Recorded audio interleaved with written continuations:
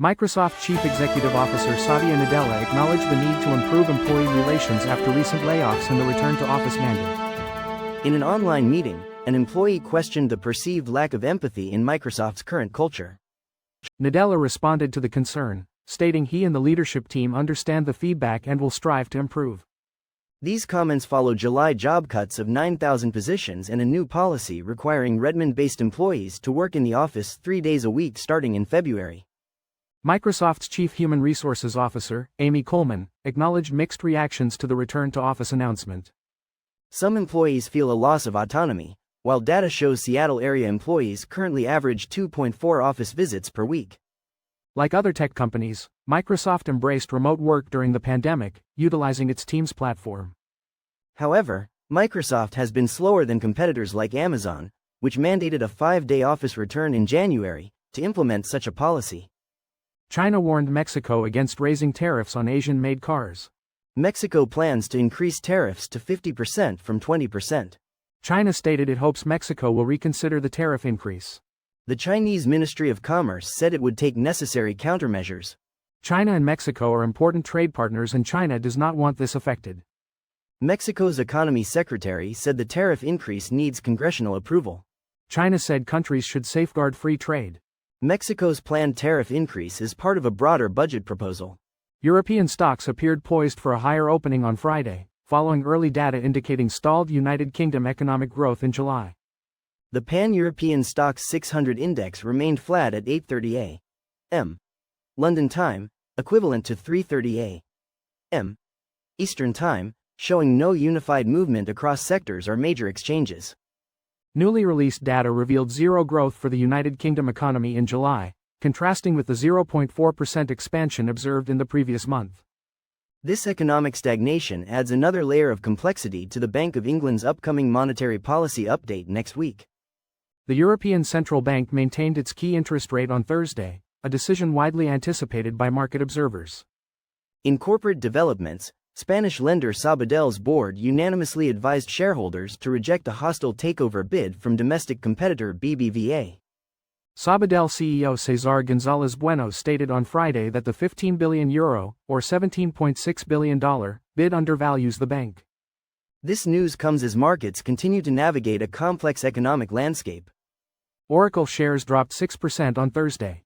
This followed a record high close on Wednesday after a substantial rally. An analyst note expressed concern about Oracle's growth being heavily reliant on a single client, OpenAI. Earlier this week, CEO Safra Catz announced 4 multi-billion-dollar contracts with 3 different customers. Oracle's remaining performance obligation, a measure of future contracted revenue, increased significantly to $455 billion. This represents a 359% year-over-year increase. Oracle projected a 14-fold expansion of cloud infrastructure revenue by 2030. Following the fiscal first quarter results announcement, Oracle stock rose 30% in extended trading on Tuesday. Amazon recently secured its first contract to provide in-flight Wi-Fi, competing with SpaceX's Starlink. JetBlue will use Amazon's Project Kuiper starting in 2027, aiming to enhance its in-flight Wi-Fi. This is a significant step for Amazon, but they still lag behind Starlink, which serves airlines like Virgin Atlantic and United Airlines. Amazon's Project Kuiper has only 102 satellites in orbit, a small fraction of their planned constellation. The Federal Communications Commission requires Amazon to deploy 1,600 satellites by July 2026. Their goal is to have 3,236 satellites by July 2029, still far behind Starlink's current 8,393. SpaceX benefits from its own launch capabilities with Falcon 9 rockets. Amazon relies on other providers, including United Launch Alliance and even SpaceX, for launches. Former Brazilian President Jair Bolsonaro was sentenced to 27 years in prison. The United States Secretary of State Marco Rubio called the sentencing a witch hunt. Rubio said the United States will respond accordingly without specifying how. Bolsonaro was convicted of plotting a coup to overturn the 2022 election. Rubio criticized the conviction and Justice Alexander de Moraes. The United States Treasury Department recently imposed sanctions on Justice Moraes. President Donald Trump imposed tariffs on Brazilian products due to Bolsonaro's prosecution. Brazilian President Luiz Inácio Lula da Silva criticized the United States' actions. Paramount Skydance is working with an investment bank to prepare an offer for Warner Bros. Discovery. Warner Bros. Discovery had not yet received an offer as of Thursday. A bid could come as early as next week. Shares of Warner Bros. Discovery closed up over 28% on Thursday. This was the stock's best day ever. The stock rose after reports that Paramount Skydance was preparing a takeover bid. Representatives for Paramount and Warner Bros. Discovery declined to comment. Shares of Paramount Skydance also closed up about 15%. Gemini, the crypto exchange founded by the Winklevoss twins, has priced its initial public offering at $28 per share. This pricing, above the expected range, values the company at $3.3 billion, according to Bloomberg. Around 15.2 million shares were sold, indicating strong demand for the crypto company. Gemini initially planned to offer more shares but reduced the number due to the higher price. The stock will trade on the Nasdaq under the ticker symbol GEMI. Up to 30% of the shares will be available to retail investors through platforms like Robinhood and Sophie. Gemini holds over $21 billion in assets on its platform. The initial public offering will test the market's appetite for crypto companies. David Ellison, CEO and chairman of Paramount Skydance, is considering a significant media acquisition. He has reportedly engaged an investment bank to prepare a takeover offer for Warner Bros. Discovery. While no official offer has been made yet, news of the potential deal sent Warner Bros. Discovery stock soaring nearly 30% on Thursday. This marked the company's best trading day on record. Both Paramount and Warner Bros. Discovery have declined to comment on the situation. Acquiring Warner Bros. Discovery would add significantly to Ellison's growing media portfolio. The acquisition would combine Warner Bros. Discovery's assets with Paramount's existing intellectual properties. This could create a major force in the entertainment industry. Elon Musk's private companies, including SpaceX and XAI Holdings, now represent the majority of his wealth. Tesla recently filed a proxy statement explaining that Musk needs further incentives to remain focused on the company.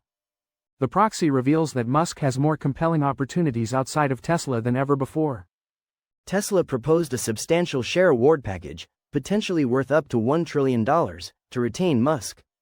This package aims to prevent Musk from prioritizing his other ventures over Tesla. Shareholder approval is required for this proposed compensation package. Until recently, most of Musk's wealth was tied to Tesla stock. Estimates of his current net worth range from $385 billion to $436 billion. United Kingdom economic growth stopped in July. This adds to Chancellor Rachel Reeves' concerns before the autumn budget. Economists predicted this outcome. This follows a 0.4% expansion in June. Production output decreased by 0.9% in July.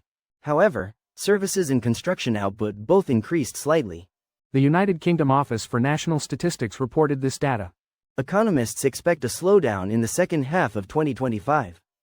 South Korean chipmaker SK Hynix is ready to mass-produce its next-generation high-bandwidth memory chips. These chips are crucial for artificial intelligence computing, including those used by NVIDIA, a major SK Hynix client. SK Hynix has completed testing and is ready for large-scale manufacturing of its HBM4 chips. This new generation of memory boasts double the bandwidth and 40% better power efficiency. HBM4 is expected to be the primary memory for NVIDIA's powerful new Rubin architecture for data centers. This announcement reinforces SK Hynix's leading position ahead of competitors like Samsung and Micron. SK Hynix's share price surged over 7%, reaching its highest point since 2000. The company's market capitalization has increased by over $80 billion this year. Generation Z employees are driving artificial intelligence adoption in many workplaces. A recent survey showed that many younger workers are helping older colleagues learn artificial intelligence tools. Nearly two-thirds of younger employees are providing this assistance, according to a poll by International Workplace Group. This poll included over 2,000 professionals across the United States and the United Kingdom. This knowledge exchange is changing workplace collaboration. About half of surveyed employees believe artificial intelligence is helping bridge generational gaps. Many senior directors said partnering with younger colleagues allows them to focus on more important work.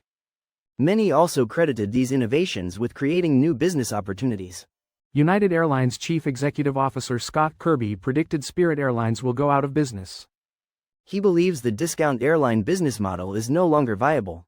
Kirby made this statement at an industry conference in Long Beach, California. He was asked why he thought Spirit would fail, and he replied, "Because I am good at math." Spirit Airlines recently filed for Chapter 11 bankruptcy protection. This is the second time in a year the airline has filed for bankruptcy. Competitors like United, JetBlue Airways, and Frontier Airlines have expanded their services to cities served by Spirit. Kirby has long criticized the discount airline model for its unsustainable growth and reliance on fees. That's a wrap on this episode of US Market Brief. Thanks for listening. We'll be back next time with more stock market updates, earnings highlights, and insights from Wall Street.